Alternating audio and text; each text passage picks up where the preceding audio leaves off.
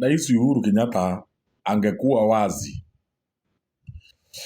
na angekuwa mtu ambaye anaonyesha maendeleo yake venye anafanya kama vile Ruto anafanya, at least Wakenya wangeelewa kuna shinda ama kuna matatizo. Lakini yeye alifanya mambo kimya kimya. Yani ilikuwa ni kazi ya mtu mmoja rejimu iliyopita. Hakuna kusema kwamba hata hiki kimefanyika hivi. Alikuwa na jaribu kutangazia watu yale mambo yanawafurahisha tu, ama yale mambo ambayo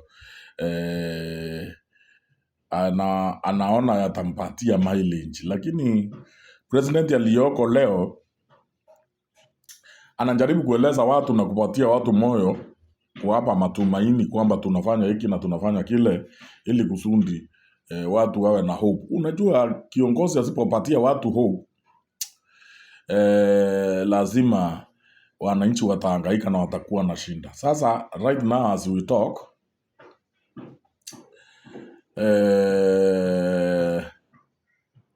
matibabu katika level 2, level 4 hospitals ni free. Outpatient ni free kabisa. Ukienda pale ukilipishwa, usiseme Ruto ndiye anakulipisha ama Ruto ndiye anasema urongo. Ukikuta watu wanalipisha katika level 2, level 4 hospital, wanalipisha outpatients, enda upige kelele, enda uwastaki. Kwa maana serikali tayari imeamua kwamba matibabu katika hiyo level outpatients ni free.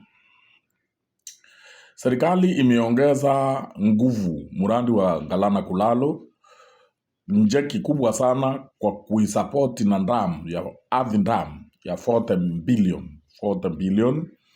Hiyo ni kumaanisha kwamba serikali inataka ama serikali inafikiria Kenya kuwe hakuna kitu kama njaa. Mradi wa Galana Kulalo ulianzishwa na mtu anaitwa Wamalwa. Wamalwa huyu anaitwa nani?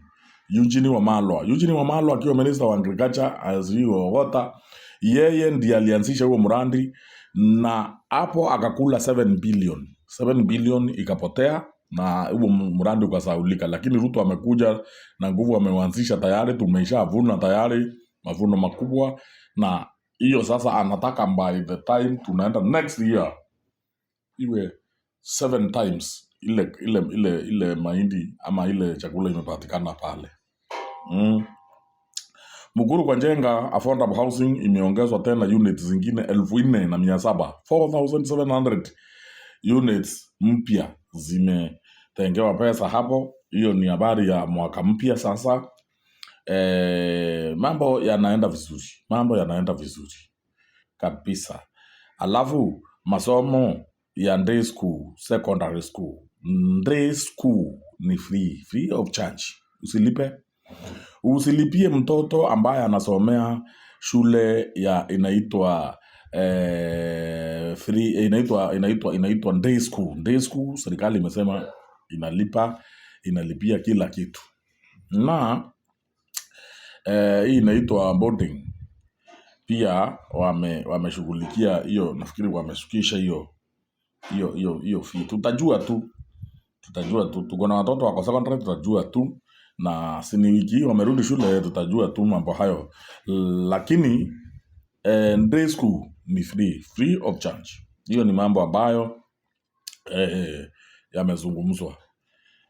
Inflation yetu saa hii ni 4.5 iko chini, na foreign reserve tuko na more than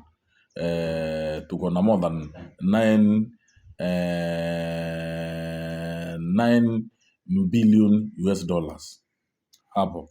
Hiyo imewekwa, hiyo inashughulikia export ya karibu miezi 8 hivi. Kwa hivyo Kenya mambo si mbaya, yananyoroka tu, mambo yananyoroka polepole.